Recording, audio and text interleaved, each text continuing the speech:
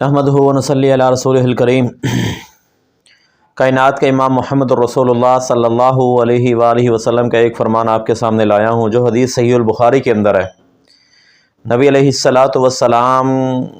کے صحابی حضرت جابر رضی اللہ عنہ حدیث کے راوی ہیں۔ وہ بیان کرتے ہیں، غزوہ خندق یا غزوہ احزاب کا موقع تھا، تو محبوب پیغمبر محمد رسول اللہ صلی اللہ علیہ وسلم کے بارے میں نے معلومات کروائی، صحابہ سے پوچھا، ساتھیوں سے پوچھا کہ اللہ کے پیغمبر کو کتنی بھوک لگی ہے؟ تو آپ نے یہ بات تو سنی ہوگی کہ نبی علیہ السلام کے صحابہ خندق والے مارکے کے اندر بڑے بھوکے تھے، آپ کو پیاسے تھے، بھوک بھی لگی تھی، اور بھوک کی وجہ سے کمر کو سیدھا رکھنا بہت مشکل تھا، لیکن صحابہ اکرام نے کمر کے اوپر ایک ایک پتھر باندھا پیٹ کے اوپر کمر کو سیدھا کرنے کے لیے۔ نبی علیہ السلام نے بھی اپنے پیٹ کے اوپر 2 پتھر باندھے، صحابہ اکرام کو دکھایا کہ دیکھو میں نے بھی 2 پتھر باندھے ہیں۔ تو یہ کنڈیشن تھی، صحابہ کے اندر بھوک طاری تھی، آپ پیغمبر کو بھی بھوک لگی تھی، صحابہ بھی پریشان تھے۔ تو حضرت جابر سے یہ برداشت نہ ہوا نبی علیہ السلام کا یہ بھوکا رہنا، اور آپ کی یہ پیاس بھوک کو برداشت نہ کر پائے، گھر کے اندر گئے، بیوی کو بلایا، بیوی سے مشورہ کیا کہ آج اللہ کے پیغمبر کو بہت زیادہ بھوک لگی ہے، صحابہ اکرام بھی خندق کھودنے میں مصروف ہیں، تو بہت زیادہ بھوک والا پریشانی والا معاملہ ہے کہ نبی علیہ السلام کی دعوت کی جائے۔ تو بیگم ایک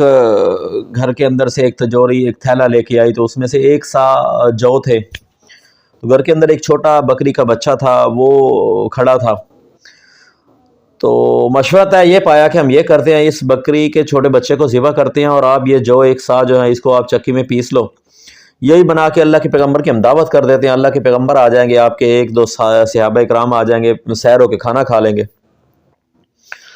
اب حضرت جابر کہتے ہیں میں نے بکری کے بچے کو ذبح کیا، اور میری بیگم جو ہے وہ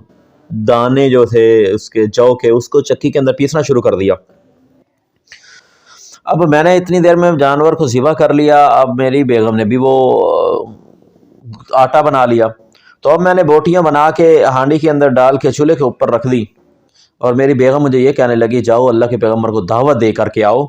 اور مجھے اللہ کے پیغمبر اور ان کے ساتھیوں کے سامنے رسوا نہ کرنا، شرمندگی نہ ہو۔ تو اب یہ حضرت جابر نکلے، اللہ کے پیغمبر کے پاس گئے اور کہنے لگے محبوب پیغمبر محمد رسول اللہ صلی اللہ علیہ وسلم کہ آئیے، میرے گھر کے اندر 1 سا جو تھے، میں نے ان کا آٹا بنوایا ہے، اور ایک چھوٹا بکری کا بچہ تھا، آپ آ جائیں، 1-2 ساتھی لے آئیں، تو میں نے آپ کی دعوت کی ہے آپ کو بھوک کی وجہ سے دیکھ کر کے۔ تو محبوب پیغمبر محمد رسول اللہ صلی اللہ علیہ وسلم نے جب یہ بات سنی،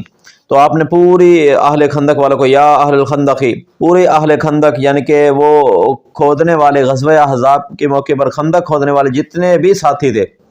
مفسرین نے 1000 لکھا ہے کہ تقریباً 900 یا 1000 کا لشکر تھا،